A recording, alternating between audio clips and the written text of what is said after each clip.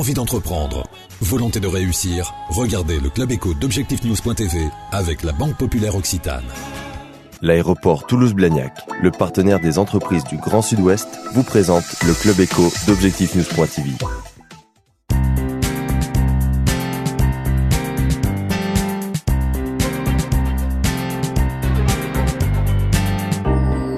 Bonsoir, merci de nous rejoindre sur objectifnews.tv. Nous avons le plaisir de recevoir aujourd'hui le préfet de région, Henri-Michel Comet. Bonsoir. Bonsoir. Vous êtes également préfet de la Haute-Garonne. Vous avez participé aujourd'hui à Toulouse au premier sommet économique du Grand Sud. Est-ce que vous pensez que les régions, Languedoc-Roussillon, Aquitaine, Midi-Pyrénées, ont des intérêts économiques, publics aussi, communs à défendre ? Sincèrement, je crois que c'est une excellente initiative parce qu'il y a des intérêts partagés entre les trois régions. Si je prends les pôles de compétitivité, il y a un pôle de compétitivité sur la qualité de l'eau et l'utilisation de l'eau qui est à la fois entre le Languedoc-Roussillon et Midi-Pyrénées. Si je prends la filière aéronautique et de l'espace, il y a un pôle de compétitivité qui est à la fois entre Aquitaine et Midi-Pyrénées. Dans le domaine économique aussi, dans le domaine de l'enseignement supérieur, dans le domaine de la recherche, nous avons des points précis de coopération. Il vaut mieux être ensemble que séparés, mais pour être ensemble, il faut avoir une approche lucide, sereine, apaisée de nos atouts respectifs. Et en rapprochant nos atouts respectifs, j'ai donné quelques exemples, nous serons sans aucun doute plus forts, parce qu'au surplus, la tendance de fond de notre pays, au-delà du développement de la région capitale, la tendance de fond est quand même un développement du grand sud du pays.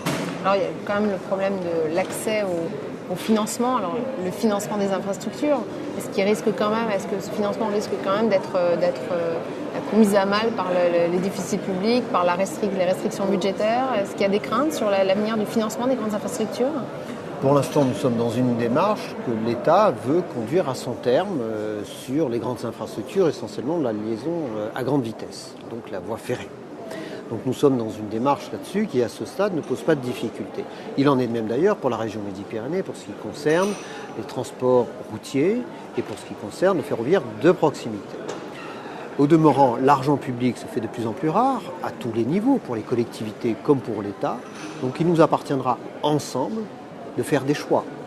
Et ces choix, nous les ferons ensemble. L'État, en tous les cas, tient beaucoup à réaliser ces infrastructures, surtout à l'égard de Toulouse, qui n'est pas encore desservie.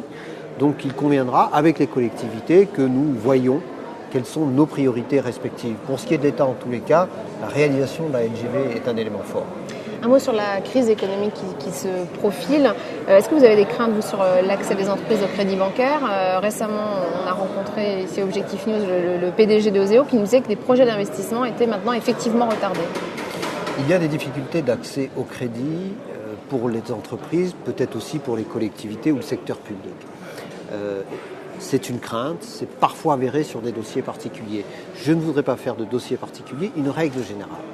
Au demeurant, la crainte est là. Donc nous réunissons maintenant de manière très régulière, à savoir mensuelle, entre banquiers, représentants des entreprises, pour ensemble mesurer les difficultés et traiter dossier par dossier, quand il y a un blocage, le moyen de le débloquer. Par ailleurs, au plan national, pour ce qui est du secteur public, l'État a mis en place un dispositif d'à peu près 3 milliards d'euros pour faciliter aux collectivités locales l'accès au crédit. Donc on est dans une démarche de proximité et très cas par cas pour les entreprises, avec la volonté ferme exprimée par le Premier ministre de garantir aux entreprises l'accès au crédit, et dans une démarche plus globale, en cours d'installation pour les collectivités locales. Qu'est-ce que vous dites aujourd'hui aux collectivités locales qui s'inquiètent de la fin de Dexia et de l'accès pour elles au crédit ? Et je dis que dès l'instant où leur structure de dette est correcte, c'est-à-dire qu'il n'y a pas de crédits qui ont fait parler d'eux beaucoup il y a 2-3 ans, dès l'instant où cette structure est correcte, l'accès au crédit du fait de Dexia a été facilité par l'État français qui a mis en place un dispositif. Alors, en 2008-2009, l'État français, par la Caisse des dépôts et consignations, a mis en place un dispositif de 2,5 milliards d'euros pour la France, pour que les collectivités puissent accéder à des crédits si les banques y refusaient. À l'époque, cette enveloppe mise sur la table n'avait pas été utilisée dans son intégralité.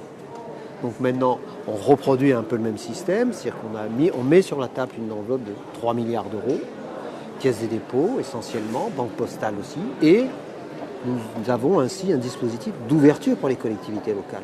Quoi qu'il en soit, quel que soit l'accès au crédit, il faut bien avoir à l'esprit que l'argent public est de plus en plus rare et qu'il faut faire de plus en plus de choix. Disons la vérité ensemble et nous nous porterons mieux tous ensemble. Le préfet est aussi, dans les collectivités, celui qui, au nom de l'État, s'occupe de la sécurité. On dit beaucoup que vous êtes le préfet de la sécurité. Est-ce que d'abord c'est vrai? Et par ailleurs, est-ce qu'on est en sécurité à Toulouse? Si on dit que je suis le préfet de la sécurité, c'est tant mieux. Parce qu'effectivement, c'est un sujet essentiel, c'est un sujet régalien, c'est un sujet sur lequel je passe une bonne partie de mon temps. Donc tant mieux si je suis le préfet de la sécurité. C'est une orientation voulue par le président de la République et le gouvernement. Alors je ne sais pas si c'est toujours un compliment en fait. Pour moi, je le prends comme un compliment. C'est pour ça que je dis tant mieux. Tant mieux. Ça veut dire que je fais mon travail, j'espère, correctement. Pour ce qui est de l'ambiance de sécurité à Toulouse, que vous venez d'évoquer, il convient d'abord de préciser par rapport aux grandes agglomérations. Il faut comparer ce qui est comparable. Par rapport aux grandes agglomérations, nous avons une particularité toulousaine, c'est que nous n'avons pas de grands réseaux de criminalité. C'est un point important. Deuxièmement, on constate, pour ce qui est de la délinquance, que les agressions physiques sont contenues, sont en réduction sur l'agglomération toulousaine, et qu'en revanche, nous avons toujours, depuis plusieurs mois, depuis 6 mois à présent, une difficulté à contenir les cambriolages. Donc l'agglomération toulousaine n'est pas, en termes de criminalité, pire que les autres agglomérations françaises, plutôt au contraire moins, mais on a un problème réel qui est celui des cambriolages. Et une politique particulière est menée contre ces cambriolages? Nous faisons 2 choses en même temps, c'est-à-dire que nous déployons une action de prévention, c'est-à-dire informer notamment les personnes âgées, mais tout le monde, des premiers réflexes, de l'information qu'il faut avoir vis-à-vis du voisinage, vis-à-vis des forces de sécurité. Et je me permets de souligner que près des 2/3 des interpellations en termes de cambriolage se font sur un appel de voisinage. Donc la proximité, la solidarité est quelque chose d'important, c'est de la prévention. Et puis les gestes qu'il ne faut pas avoir, laisser traîner ses clés, son portable, laisser la porte ouverte, etc. Ça, c'est un problème. Parallèlement à ça, et avec autant de vigueur, sinon plus, nous adaptons considérablement nos forces de sécurité, police et gendarmerie, beaucoup plus de souplesse et de réactivité, des renforts. Ça veut dire des moyens supplémentaires en termes de... Oui, souplesse, réactivité, c'est une question d'organisation des services, des renforts également, donc plus de policiers et plus de gendarmes, à des périodes inégales, incertaines, un moment oui, un moment non, la nuit, le jour, donc on est là pour traquer la délinquance. Et puis enfin, une coopération sans doute avec d'autres partenaires, par exemple les collectivités, à savoir la visioconférence, etc. Donc on est dans une démarche assez complète qui apporte des résultats, par exemple en matière d'agression physique, où elles ont bien chuté à Toulouse, sur l'agglomération toulousaine ces derniers mois, et j'espère bien attendre des résultats dans tout ce qui est cambriolage, essentiellement dans les résidences privées. Merci Monsieur le Préfet. C'est moi qui vous remercie.